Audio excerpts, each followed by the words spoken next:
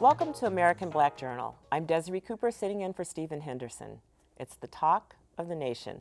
The NBA has placed a lifetime ban on the owner of the Los Angeles Clippers, Donald Sterling, for making racist comments in recorded conversations. In the rant, he chastised his biracial girlfriend for posting online photos of herself with black athletes, and he told her not to bring black people to the Clippers games. NBA Commissioner Adam Silver also fined Sterling $2.5 million and is calling on NBA owners to force him to sell the team. It's one of the harshest penalties that's ever been handed down in U.S. sports history. Here to talk about the scandal and its repercussions are Detroit Free Press sports columnist Drew Sharp and longtime sports journalist Eric Pate. Welcome to American Black Journal. Glad to be here. Drew, I want to start with you. I have your column right here this week. You said they nailed a racist. Congratulations. Big whoop. Really? Yeah, big whoop? Big whoop, because it's easy to just dump everything on Donald Sterling right now. He's become everyone's favorite piñata. Just take a whack at him. He's become the perfect guy that everyone can just divert attention away from what I think is the real problem. Which is what? What is the culture in this exclusive 30-man fraternity that we know as NBA ownership that will allow this type of conduct to continue to foster for over the last 10 or 15 years? Because if not for this recorded conversation from his mistress, would the NBA be outraged right now because of this, even though there's a history with Donald Sterling? Well, he'd be getting an award from the NAACP right now, right? And Eric, you know, he's had a history of racial discrimination away from the floor, on the floor, and the fact that these owners had allowed this to happen for so long, that's what I want to focus on. Well, not only the owners, you talk about the culture. People knew about his housing discrimination lawsuits and, you know, all these other things going on. Eric, what's the responsibility of even fans or the players? I mean, people are really turning to the players and saying, who are they to work for a man that's just so blatantly racist? Right, and I think that you have to look at the players and ask, were you really serious about where you're going to stay out of a playoff game? And that's where I start. And I made a couple phone calls, and I did talk to someone that's in the Lakers, or not the Lakers, the Clippers organization. Let me make that clear. In the Clippers organization, they said they were very honest, they were truthful in saying that they were going to boycott a playoff game. You have Willie Green, who plays for the Clippers. You have Howard Isley, who's an executive or works with the executive team with the Clippers. That are closely, you know, they're involved with the LA Clippers. You have Jordan Crawford, who plays for the Golden State Warriors. So you have a Detroit connection, so to speak, in that series, in that league. But the big picture is with these guys, you know, we have a generation and a culture that says cash is more important than protest. And no one wants to put any skin in the game and sacrifice. Well, wait a minute. We had Charles Barkley famously said, I'm not a role model, right? Yeah. I mean, that's their jobs. They're not there to lead movements, are they? But I think, how do movements start, Desiree? Somebody's got to sacrifice. And I think in this case, the players, Drew and Desiree, they have to say, hey, listen, it's bigger than basketball. And it's easy for Jalen Rose, a former NBA player, Steven Jackson, a former NBA player, to say, hey, I would have stayed out of this game. At Chauncey Billups, we love him to death, Mr. Big Shot, all this stuff. You can say all that on the sidelines. What about if you've got to decide that day if you're going to suit up? What do you do? I understand it was tough for him. I'm sure these players are being pulled in different directions. Right. Because you also had these activists telling them that, you know what, this is like the 60s now, guys. We have to take to the streets. And these guys are going, 1960, were they even born then? They have no concept of what the real civil rights movement was back then. And the thing is, if they had walked out, it would have been a disaster PR-wise, because then you'd have millionaires complaining about a billionaire owner, and the ones who've been punished the most have been the fans, who usually have to spend a lot of cash to go and pay to see these games. Then they're the ones who can be, quote-unquote, victimized by this. I thought the players did the right thing, though, in that I thought they had a pointed protest by flipping the jerseys and not showing the Clippers name. Some people said that was lame. Let me just say this. I thought it was lame. Because, like I said previously, you have to sacrifice in order for struggle. I'm a byproduct of the civil rights generation. I mean, I'm second generation. I'm a 70s kid. I understand that hey, hell no, we won't go. Those kind of things have to mean something. We just haven't taught this generation, including NBA guys, but Eric, to protest. Let's look at how many people go to work every day for racist bosses, for racist owners of companies?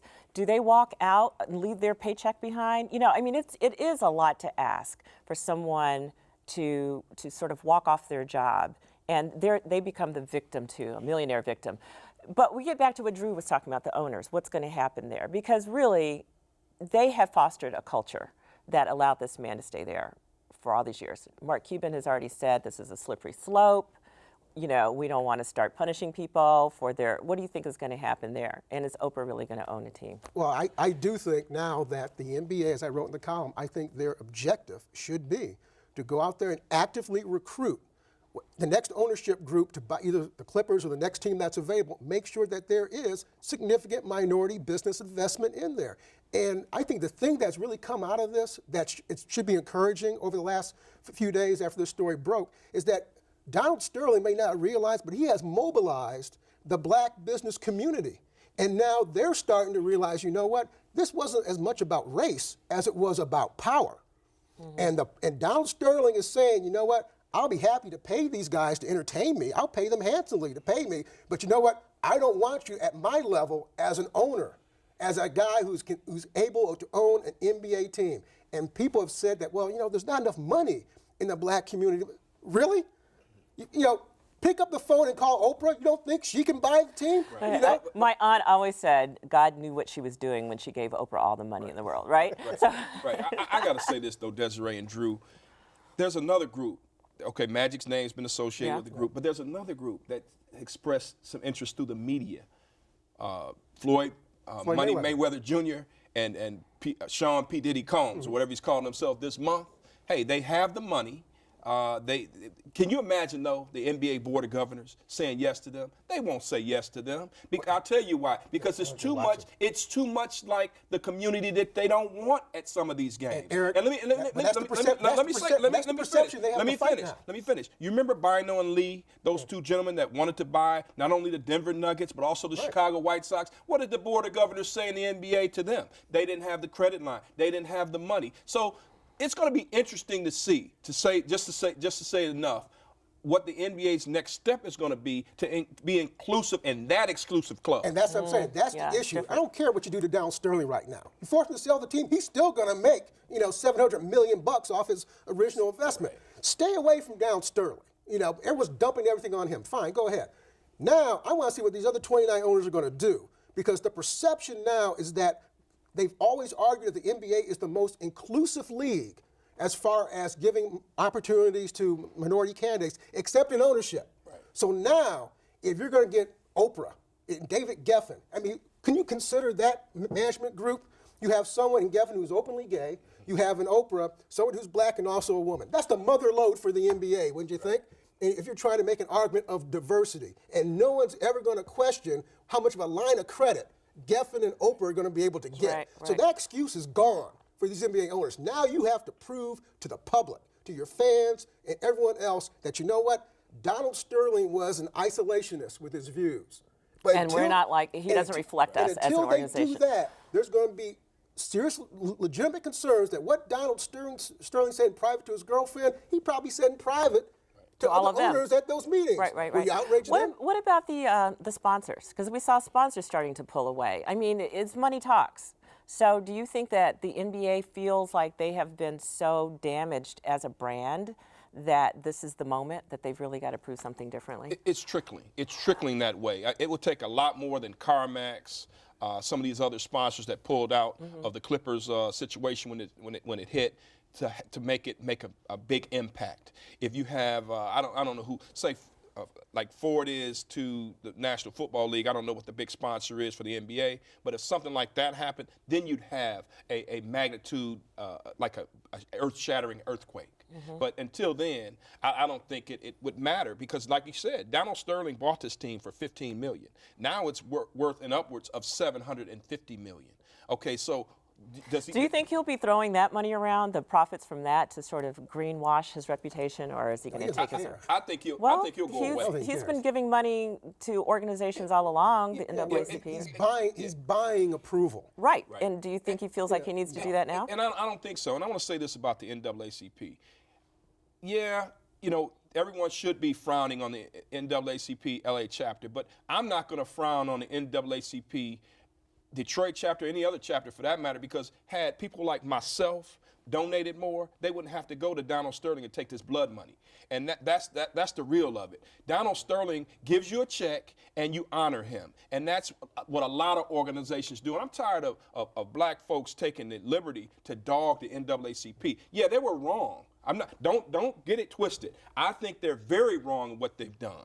But at the same time, what have we done to contribute to that? I've seen different columns that have bothered me with that, and I just need to make that clear. We should not just point the finger at the NAACP LA chapter. Yes, they're wrong, but as a community at large, have we given that $40 check? Okay, so Drew, I want to fast forward to your next column when all this kerfuffle has gone down. Settled down. Yeah, settled down. What is a big whoop?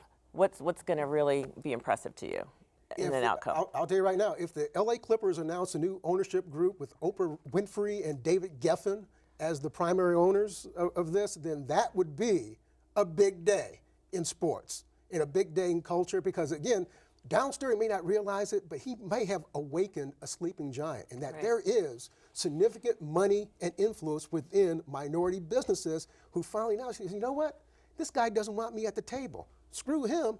I got the money. I'm going to do whatever I can to get that spot. And the NBA has to pay attention to that. And it'll be smart from PR standpoint to, if you want to be inclusive, bring it in. Great, Eric, I'll have to give you the last word on this. What do you think how is this going to all settle out? I think it's going to settle out in the National Basketball Association making a major attempt to get some minority ownership. But the biggest thing for me is locally. What's going to happen with Tom Gores, the distant owner who's a California businessman, not a Michigan businessman? What is he going to do with his own organization? I want to see it locally, and I want to see players that stand up for principle more than that bottom line. I'm sorry. I just want to see one or two guys say, man, I'm not playing tonight because of this. You don't think Chris Paul would get another job in the National Basketball Association had he not turned over just taking it off and said, I'm not playing tonight? That's what I want to see. It's interesting. I think this conversation is going to go on a long time. And I look forward to the day when athletes really are role models and they see that as their job. Well, they are. They don't want to admit it. But they are. They really are. Thank you. We'll have to have you guys back when all this settles down.